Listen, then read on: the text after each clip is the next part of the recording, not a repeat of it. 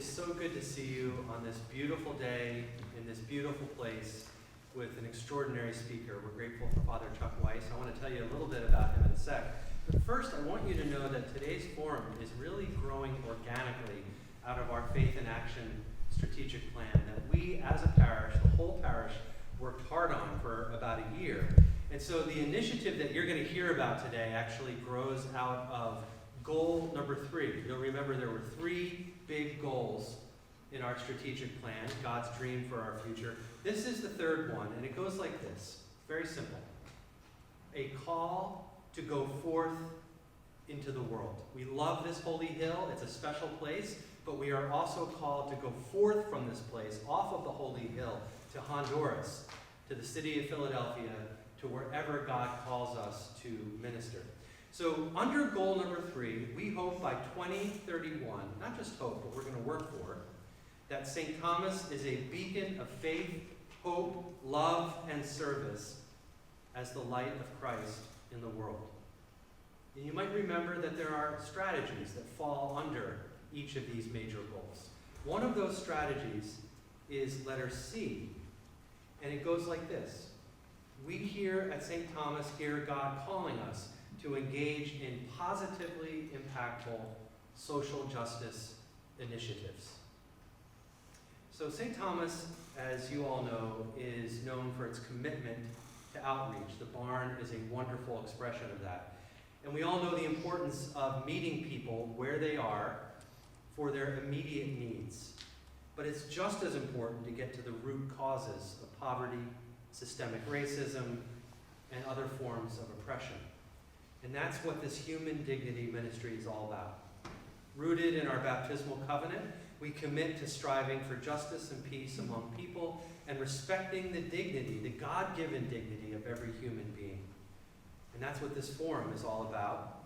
And it's going to be led by our friend, Father Chuck Weiss. Let me tell you a little bit about his ministry. He grew up with his bro Jim in Pennsylvania. He met his wife Martha at an Episcopal camp and conference center, and it was through his ministry to young people that he began to feel a call to ordained ministry. When you talk to young people in the Episcopal Church, there are 2 experiences that leave the deepest impression. The first is happening weekends, which are awesome, and many of you are familiar with happening weekends, and I hope we can restore that ministry in our own diocese. And then the other that you'll hear about is camp ministries. Whether you're a camper or a counselor in training or a counselor, so many leaders in the church, like Father Chuck and Martha, have grown right out of Episcopal camps. So just a little bit about Chuck in particular. He graduated from Virginia Theological Seminary in Alexandria. He served parishes in Wilmington, Delaware, Canonsburg, Pennsylvania, Dover, Delaware, and St. Edmund's Academy in Squirrel Hill, Pennsylvania. After more than 30 years of parish, camp, and school ministry, Father Chuck retired in 2023, but he kind of flunked retirement because he's doing an interim pastorate right now. So he and Martha are now the proudest grandparents in the world, and he continues to play tennis every week. And he hopes to someday publish a book about his life in the church. So with that, can you please join me in giving a warm welcome to Father Chuck Weiss.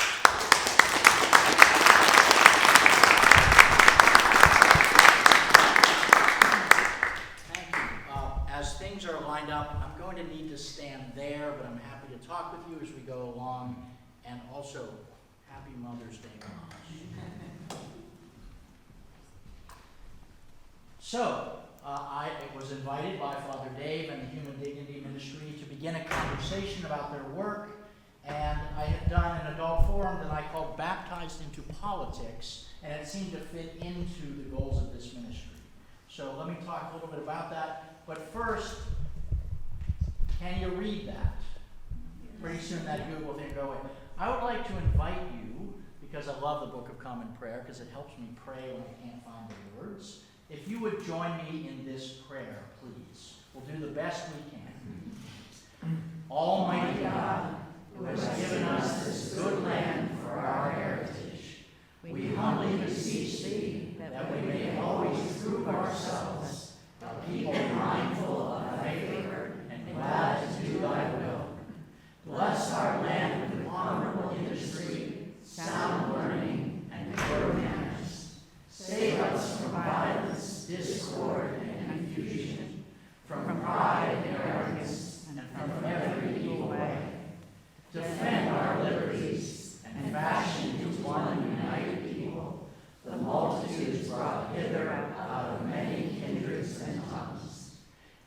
you with the spirit of wisdom, those to whom in thy name we entrust the authority of government, that there may be justice and peace at home, and that through obedience to thy law we may show forth thy praise among the nations of the earth. In the time of prosperity, fill our hearts with thankfulness, and in the day of trouble, suffer not our trust in thee to fail. All which we ask through Jesus Christ our Lord. Amen. Thank you. I have found some guidelines for holy conversation. Sometimes when we have conversations about matters with which people disagree, I've found these guidelines to be helpful. St. James told the first followers of Jesus, be quick to listen, slow to speak, slow to anger. That we win by leaving here today knowing one another more deeply, and we learn by trying on another's understanding or experience, which I think we'll have. St. Paul advised the first followers of Jesus, speak the truth in love. It's less about what we say and more about how we say it, and we're called in our baptismal covenant to respect the dignity of every human being. And finally, Ecclesiastes, there's a time to keep silence and a time to speak. You are welcome to offer comments or questions, but you don't have to. No one has to say anything. And please try not to interrupt or dominate the conversation. And I confess to you, this is none of you people here. This is other churches I've had to deal with. But anyway, these are some guidelines. Does that make sense? Okay. Yep. So, this is, again, an adult forum based on St. Thomas's Human Dignity Ministry, which was established, right, March 2026, brand new, after a lot of conversation. Father Dave alluded to this. I just want to highlight that part of what my focus today will be the words engage in positively impactful social justice initiatives.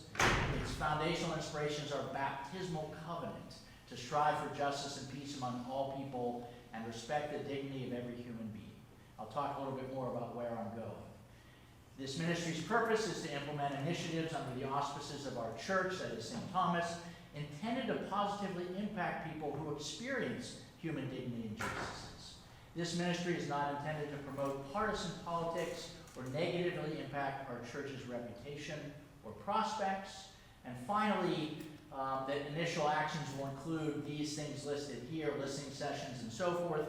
My focus today is an educational forum on how our baptismal covenant calls us to act with respect to priority issues, outreach work, and so forth. The question is, how does our baptismal covenant ground us in these conversations? Today, what I aim to do is summarize the meaning of baptism in our church, distinguish between politics and partisanship, explore the idea of being apolitical, explain how we are baptized into politics, consider our baptism as the ground of our true identity and the starting line for our politics, and hopefully help you as you begin your human dignity ministry. And I should have said, please feel free to stop me at any point if you have questions or comments. I feel a little strange with my back to you, but here I am. I would welcome this being a conversation as much as my standing up here and speaking. Chuck, do you want to stand up front and I can run the slides?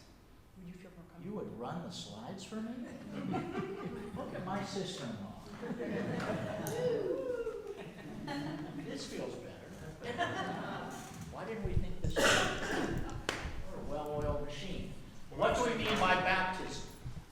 We could talk forever about this, but today, the word literally means immersed, dunked underwater. There is a clergy member here, too, so they can call out any heresies. But we speak of baptism as an outward and visible sign of an inward and spiritual grace. The outward and visible, well, that's our language for sacrament, you probably all know that. The outward and visible sign being the water and the words, I baptize you in the name of the Father and the Son and the Holy Spirit. And the inward or spiritual grace, we speak of grace in our catechism. If you're ever bored in church, go to page 845, and there's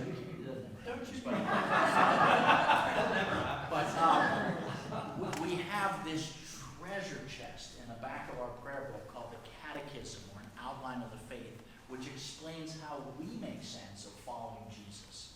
I love it. I'm an evangelist for the Catechism, and in the Catechism, we speak of grace as God's favor towards us, undeserved and unearned. right? God just because, you probably heard the preacher today talking about God being love, right? That kind of idea. So, the inward and spiritual grace that we receive in baptism is forgiveness of sins, union with Christ in his death and resurrection, being a new creation, new life in the Holy Spirit, the guidance of the Spirit, and birth or adoption into God's family, the church. This language comes out of our catechism as we explain what happens in baptism. One of the things that's not in the catechism that I think has been helpful for me is that baptism is also, it is intrinsically, is that the word, tied in with change. We are baptized into change. By being baptized, we're supposed to change. And one of my favorite experiences in life, and this is, I can give you all this, Mother Amy, if you want. Oh, no, take pictures. Okay. So the last church I served was Christ Church in Dover, Delaware, and we were doing the unforgivable sin. We were going to alter our sacred space, right? So we got together and again, talk about it. It started with someone saying, I can't hear, I can't see. When's the last time we painted the ceiling? The church goes back to 1703, so we started talking about those things. And this woman agreed to get up and talk about it because people were concerned about change. And she said, her name was Lois, and she said, I started coming to this church at 10 years old. I've been coming here for 65 years. You do the math, she said. And she said, I've seen a lot of change over those years, and the thing that changed the most is me. And I'm like, my work here is done. Because that's what's supposed to happen. We're supposed to change through baptism. So, next slide. And jump in anywhere if you have questions. What do we mean by politics? This is Father Chuck taking many definitions of politics and distilling them into three ideas. One is the idea of seeking or exercising power in society. Two is the system by which a society is guided or ruled, the form of government. And three is an individual's convictions about the right way to seek or exercise power and the right system of guiding and ruling. What sometimes we say, these are my politics. You might say that phrase. So far, so good? Next slide, please. From the word polis, you mentioned the seat of democracy in your sermon. We planned that. Right? Politics are the activities associated with the governance of a country or other areas, especially the debate or conflict among individuals or parties, having or hoping to achieve power. This guy Aristotle had something to do with all of that. I distinguish this in my mind from partisanship. And again, I've distilled, but involving a specific or organized political party. I'm in the Republican Party, I'm in the Democratic Party, Independent, Libertarian, Green, etc., etc. Next slide. From the French. Does anyone here speak French? Parti. A partisan was a military leader in charge of a party of troops, and partisan is defined in the Oxford Language Dictionary as a strong supporter of a party, cause, or person. If you'll put. So this is what I'm saying, and we can talk about this. You don't have to agree with me. This is how I make sense of things.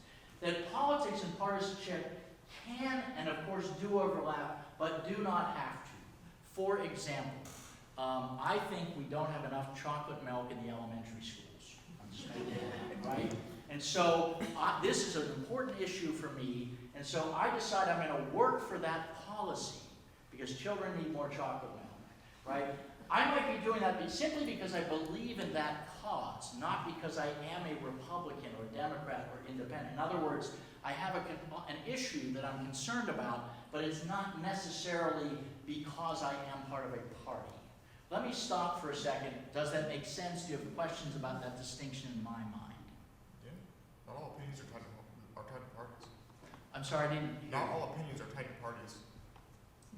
Not all opinions are partisan. Not all opinions are partisan. Yes, that's kind of what I'm getting at, yeah. But this is kind of a key part of my conversation this morning, so I just want to stop myself, and if there are any questions or concerns about that distinction I'm making between the words politics, the use of power in society, and partisanship having to do with a specific party. Does that make sense to people? Okay. Hey, slow it down there, please. So, is that the next slide? No. This one.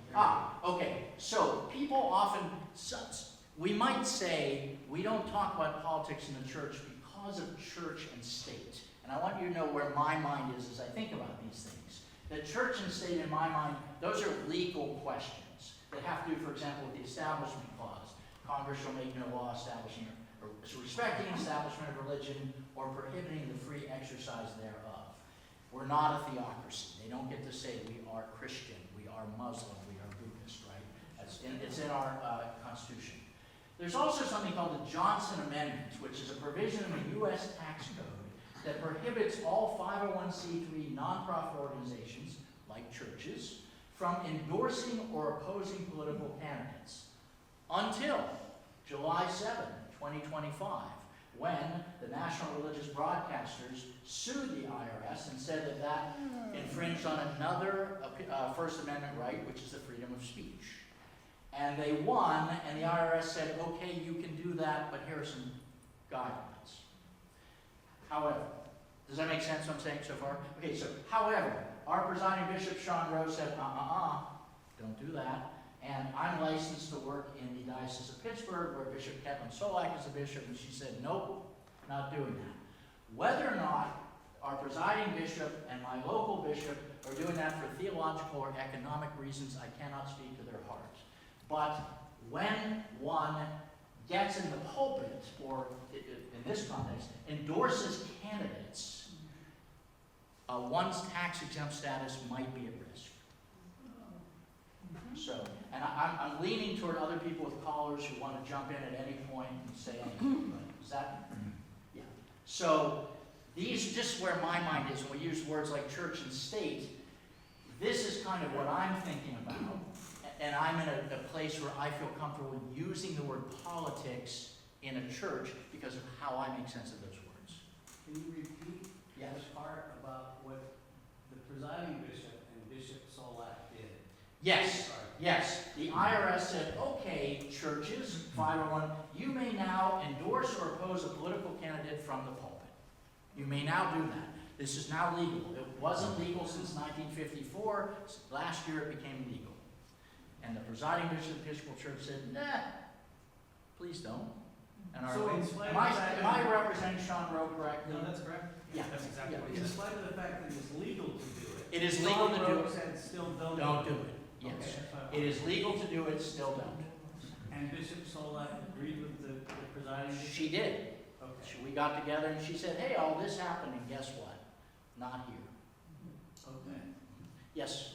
So I noticed you're speaking about endorsing or opposing specific political candidates, and you were not saying that certain policies should not be discussed. That's correct. So, This is candidates, not a policies. priest could, for example, say, we really need to overhaul our welfare and benefits system, and here are some really important things we should advocate for. I'm not saying that Dave or Amy should do that, I'm just saying that would not, My understanding is that it is legal it is legal. for a priest or other person who gets to discuss the question of policy in the Yeah. world. Hopefully any priest, I'm getting there, will start with Jesus. And work Right. out. I'm just Yeah, making but sure the I'm answer- yeah. understanding the parameters of what you're saying here. That's what I'm This is saying. about individual candidates and not about specific policy choices. That's correct. Thank you. Mhm. Next slide, please. Is there anyone else here who can do that? I see you. I love when these show. Just make sure you're using the arrow keys, not actually touching the trackpad. The trackpad's more sensitive. Anyway, so language is helpful to me in this context. The Reverend Dr. Martin Luther King said, the church must be reminded it is not the master or the servant of the state, but rather the conscience of the state. It must be the guide and critic of the state and never its tool.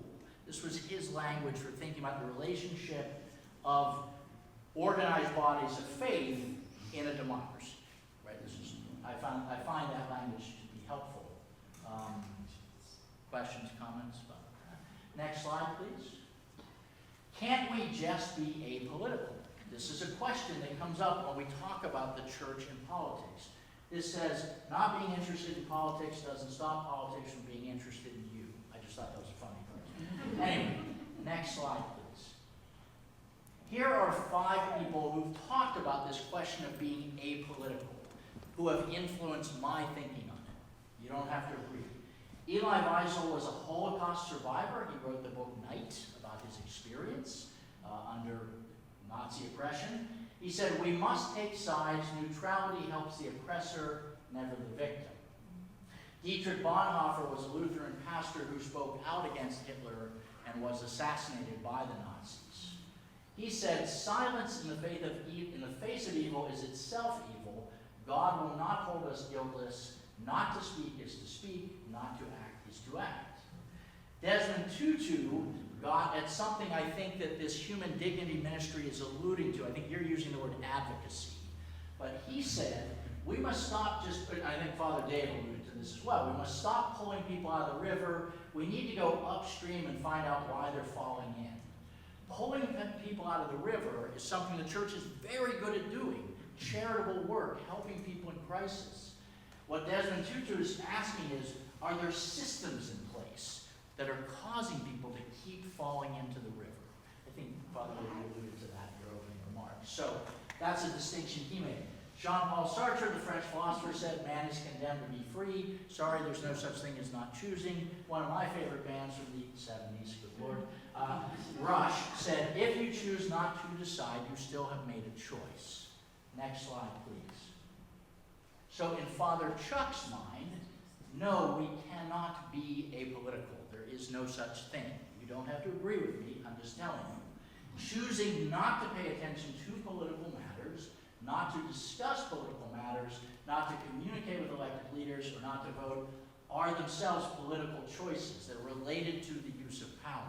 If we don't do these things, we are essentially giving that power to others. Let me stop, because this might feel like a bombshell, and you might want to throw things at me, and that's okay. But does this make sense, what I'm saying? Do you have questions about what I'm saying? Yes? It occurs to me that it is scary for people to think there's no escape. Like, I don't want to be political, but you're saying there's no escape. That's what I'm saying. And you can disagree with me, as you often have over the course of our life. Yeah, it can feel scary. I shouldn't be silly. I Yes. absolutely agree with you. I'm just pointing out that this concept is overwhelming for some people. And Yes. makes them feel frightened. Oh, Because it feels like I'm in a political prison. There's no other choice.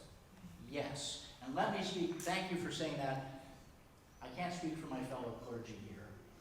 I grew up really good at avoiding conflict. I was really good at it. That was my job and my family. Think for a second what your job was in your family, how your family deals with conflict. I made the mistake of following a call to be a priest, right? Because it's impossible you cannot make the world happy. No matter what you do, someone won't be happy.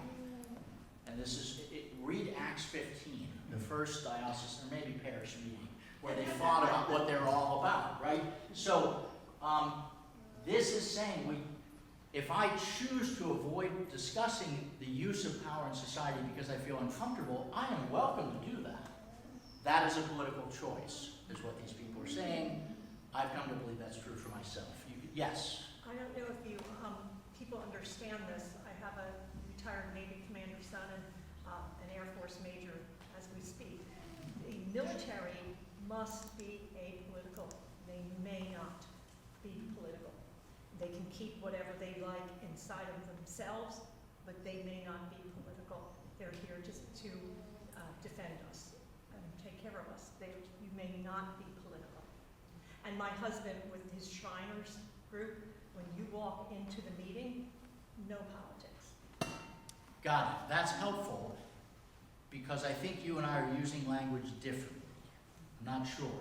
In other words, I'm suggesting the notion that what the military, and I've never been in the military, right? What they might be saying is they're not partisan. They cannot line up with a partisan platform. But according to the slide before this, any decision we make may or may not be political in terms of affecting the use of power in society. Saying nothing is saying something. That's what, but I totally get the, no, when people say no politics at Thanksgiving dinner, is your family do that? Yeah. Right. What I'm suggesting they're saying is no partisanship at Thanksgiving dinner. Because the rule, no politics at dinner, at Thanksgiving, is a political decision, is what I'm saying. You don't have to agree, I'm just throwing it out. Dave, you have a question on your face? No. You're like, why did we let this go? Okay, next slide, please. So a quick review. This isn't in the prayer book, I'm making this up. Baptism, dying to self and rising to new life in a community which calls Jesus Lord. A summary of baptism. Politics, the use of power in society. That's what I've said so far. Next slide, please. So, how are we baptized into politics? Previous slide, please. I'm asking, how does this tie into that? That's my understanding of my task of the Human Dignity Ministry, to reflect on how our baptism might lead us into that. Okay, how are we baptized in politics? Next slide. Holy baptism. Anybody here ever been to a baptism? Anybody here ever skipped church because you heard there was going to be a Okay, next slide, please. This is what happens when we baptize people into our particular way of following Jesus. If you have adults and older children, they say, I present so-and-so to receive the sacrament of baptism. The priest says, do you desire to do this? I do. Little kids, infants and younger children, I present so-and-so. Priest, will you be responsible for seeing that the child is brought up in the Christian faith and life? Will you, by your prayers and witness, help this child grow into the full stature of Christ? They say, I will. They're saying a couple of things here. We could talk a lot about this. But the notion that parents and godparents will talk about what it means to follow Jesus, and they might actually practice what they preach. Because kids watch what we do, you know. What's that saying? Do as I say, not as I do again. And the other thing they promise to do is to help the child grow into the full stature of Christ, to own that faith. In the Episcopal Church, we do that through pop quiz, a particular sacrament. Confirmation, exactly right. You confirm your baptismal vows. There are different ways to do it. Okay, next slide, please. Questions asked on or behalf of candidates. These two slides are about the candidates themselves. Do you renounce the evil powers of this world which corrupt and destroy the creatures of God? I renounce them. Do you promise to follow and obey Jesus as your Lord? I do. Adults answer that question for themselves. Children, infants have others answer on behalf of them. Next slide. When you renounce the evil powers of this world, you refuse to follow them, obey, or recognize them. When you promise, you pledge to do or refrain from something, or you pledge to do or refrain to do something specified. I renounce the evil powers of the world. I promise to make Jesus my Lord.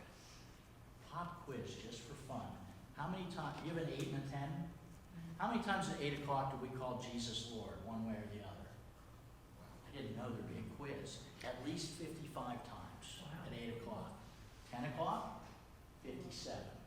So 107 times, depending on how you read the prayer book, we say, Jesus, you are my Lord.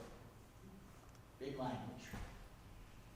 Is that guilt? I don't know. Anyway, next, is that the next slide? Yep. So then the priest asks questions of everyone who's there, not just the candidates, but the whole congregation.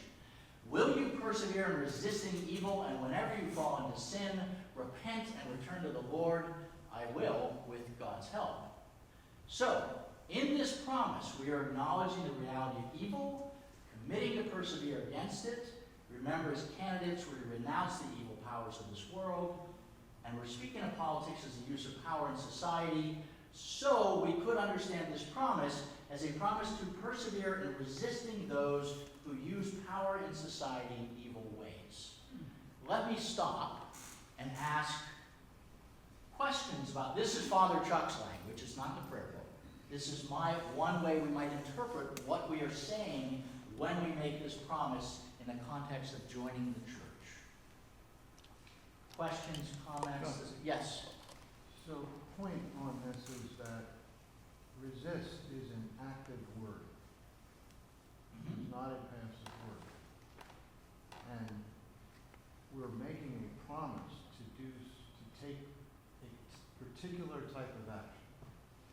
point that we're making a personal covenant. We're in effect taking a responsibility to take an action in the form of this resisting evil. That's the way I'm looking. Yes, it's certainly, persevere, really, and resist are powerful verbs. Yep. Those are, and you use the word covenant. We actually absolutely use that language in the baptismal covenant. It means, in biblical terms, a lifelong relationship. There's a guy named Abraham. I'll be your God, you'll be my people. Yep. So I'm just offering, this is one way we might think that we are baptized into politics, that our baptism leads us into asking questions, our thinking, feeling, and actions around the use of power in society, as distinct from partisanship. Am I making sense? Okay. Next slide, please. This is a little smaller. I don't know if you can see that in the back. Can you see it okay? Will you seek and serve Christ in all persons, loving your neighbor as yourself? All the people, not just the candidates, but everybody who's there, says, I will with God's help. This is me unpacking this promise. To say that Christ is in all persons means that all persons have value. In our catechism, that thing in the back of our prayer book, we say that all people are made in the image of God. To love our neighbor as ourselves is to ask, as we look at our neighbor, what if that were me or my loved ones? What would I want to be done unto me or my loved ones? As Jesus said, do unto others as you would have done unto you. Referring to the previous promise that we just looked at, do the powers of the world treat me, my loved ones, and my neighbors as though we have value or not? Do those who have power treat others as though they have value? Are there groups of people who are referred to as not having value based on race, on ethnicity, gender, sexual orientation, immigration status, etc.? Are there groups of people that those in power speak of as though they do not have value? That's what this is getting at. And so this is a promise to consider how all persons are treated, including by the powers of the world. That's how I'm interpreting that promise that's part of our entrance into our Episcopal Church. Let me stop. That's a lot of words on that page. Questions or comments about what I'm saying? Okay, next slide, please. Will you strive for justice and peace among all people and respect the dignity of every human being? Everyone in the church says, I will with God's help. To strive means literally be willing to experience a quarrel or dispute about something. Be committed toward working hard toward a goal. The opposite of what I learned as a child, which was to avoid conflict, right? To strive is to be willing to feel uncomfortable and go into it. Justice is systemic, related to the use of power in society as opposed to charity. Bishop Tutu. We're pulling people out of the river. Why are they in there? Are there systems in place that might lead them there? All equals all, as difficult as that may be. I don't wake up every day loving all my neighbors equally. Because my wife always. Anyway, dignity means literally having worth. We use the language of Christ in all persons, the image of God. Every equals every, difficult as that might be. So this promise might be interpreted as a promise to work hard to see that power is used in society in a way that provides justice, peace, and dignity for everyone. That is one way to interpret that promise. And I want to stop again. Lots of words on that screen. Yes. So this is a high bar, right? This challenge is a high bar to strive for justice and peace among all people and respect the dignity of every human being. We say I will, and thankfully it says with God's help, because a lot of help is needed. For me? Yeah. Yes, I would. Am I interrupting? I would add to that I think my clergy sister and brother would agree with me, that when we say I will with God's help, we're secretly saying show up to church. Right? Because what we're saying is we believe, as a particular group of followers of Jesus, that we need to be in community, even if it means having hard conversations. If Father Chuck runs off by himself to do all this stuff, I'm not really doing this with God's help if I'm not willing to talk to other people about it. just going, I got the answer, right? The Episcopal Church historically has solved things with loving conversation and coffee, right? That's how we value. Quite frankly, one of the things I love about our church is that we are able to have conversations that some of our brothers and sisters in other Christian traditions really grapple with. I'm incredibly biased. I'm a cradle Episcopalian, so I love our church. Let me stop. Other questions? Yes. So what I've always interpreted this as, you know, we strive for the baptismal covenant as me personally. Will I strive for justice and equal? Will I respect the dignity? I haven't really, until maybe even today, really thought about making that leap into striving to work in society to do all those things. So can it just be personal, or do you think it's, you know, like, you're making the argument that this is requiring us to go out into society and work on these issues? Mhm. One- So you're asking me so your question is, can it just be personal? Yes. Thank you so much for your question. I really appreciate it. From an Episcopal or Anglican point of view, the answer is no. I'm again leaning to my fellow colored people to check with this. We are a both and people, right? Once upon a time, there was a big fight in the church, the Catholic people, the Roman Catholics, and the Protestant people, and it's why sometimes people walk into our church and say, I don't know about this parish, I've met more floating Roman Catholics, that's the language, who have joined the Episcopal Church, because they say, wow, this feels like what I'm used to. It's kind of Catholic, but it's Protestant in other ways. We're both and. Similarly, that we have a history of, I think one of our struggles, balance is in our DNA, the middle way, the via media, and I think, wow, this sounds preachy. I think every follower of Jesus grapples with how much of this is a personal journey and how much of this is a public journey. And people, I'm trying to remember the saying. There is a saying, I mean no disrespect, you just made me think of this phrase, it's not about you. We can be so spiritually minded that we're no earthly good.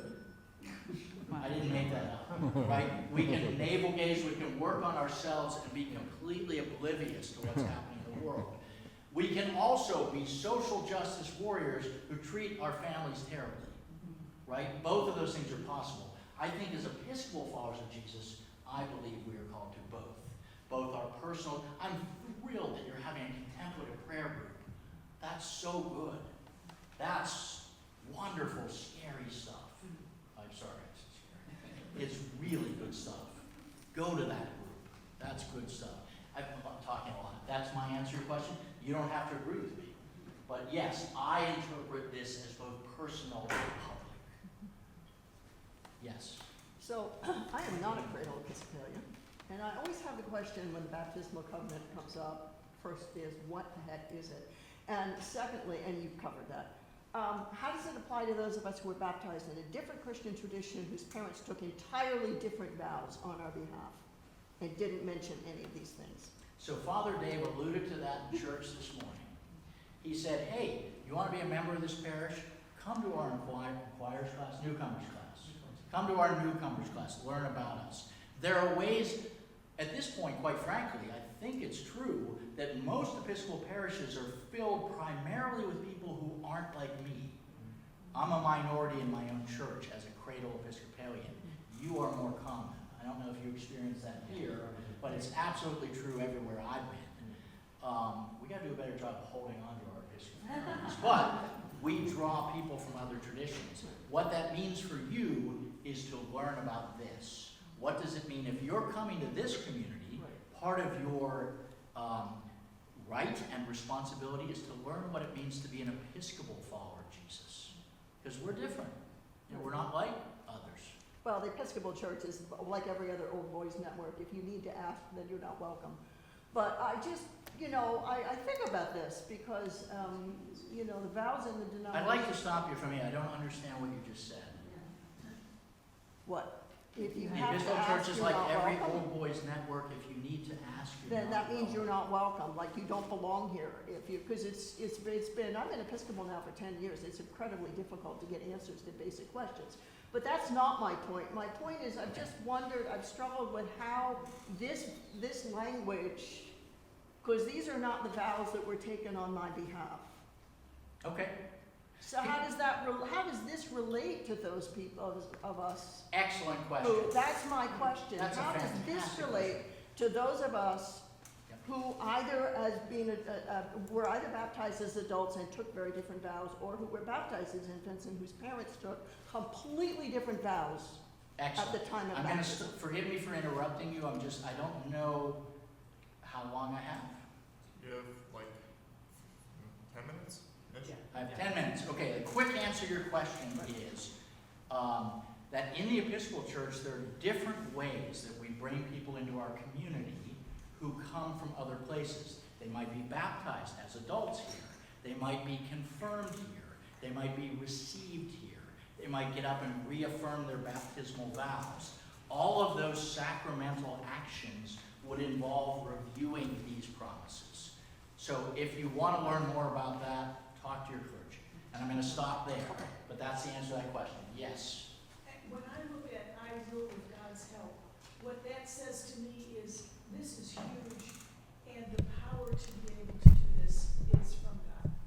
I'm not in myself powerful enough to live up to this.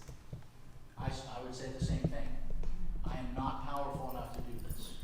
I need prayer. I need community as an Episcopal follower of Jesus. Okay? So I have this next slide, please. So, for me, baptism is a starting line to these conversations, which I hope is doing exactly what I'm supposed to do for the Human Dignity Ministry.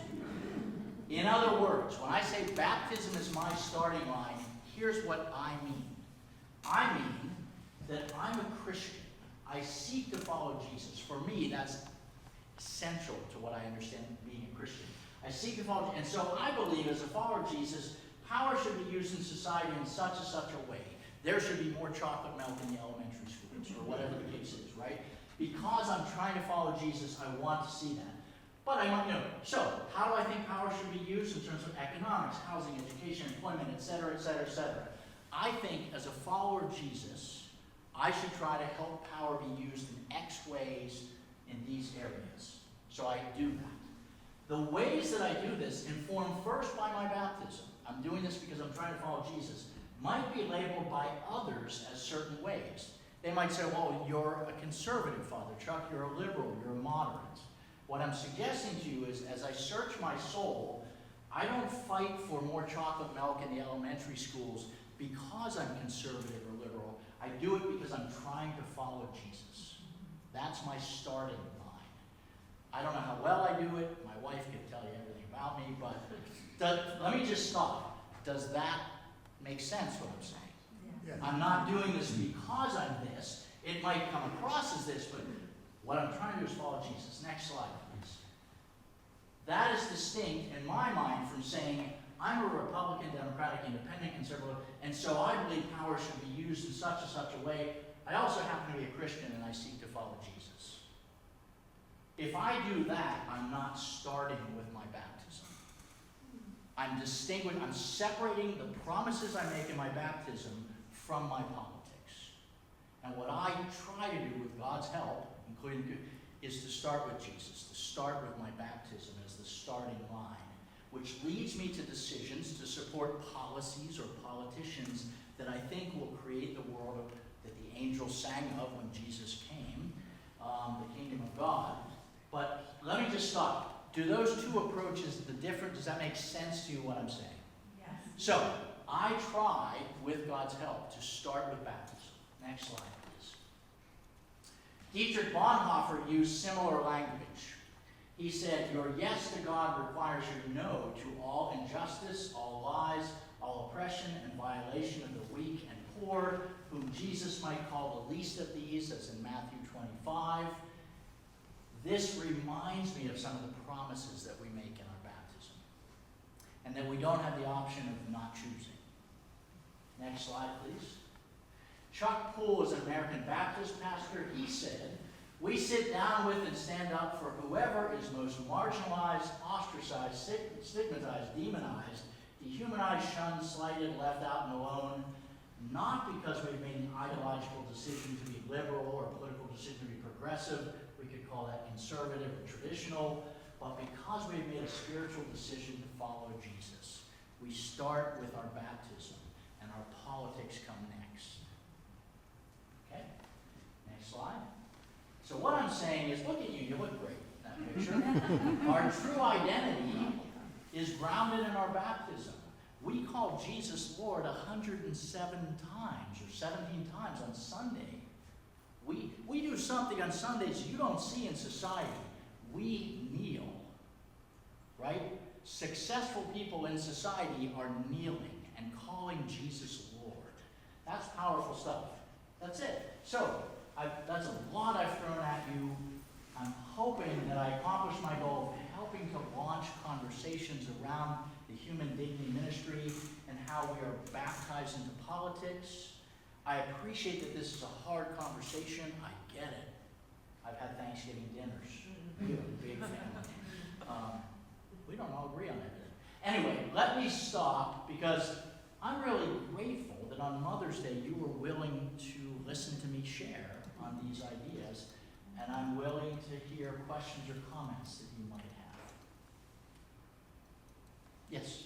I just wanted to mention to everybody, thank you, Chuck, this is You're welcome. really a great kickoff. And mention to everybody that on May 19th at 7 o'clock in this room, the steering committee for this ministry is having a second meeting. You're all welcome to come, where we're putting shape on this.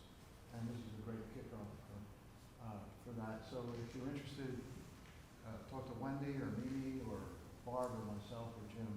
You can contact any of us, and you're invited. We want this to be an open process.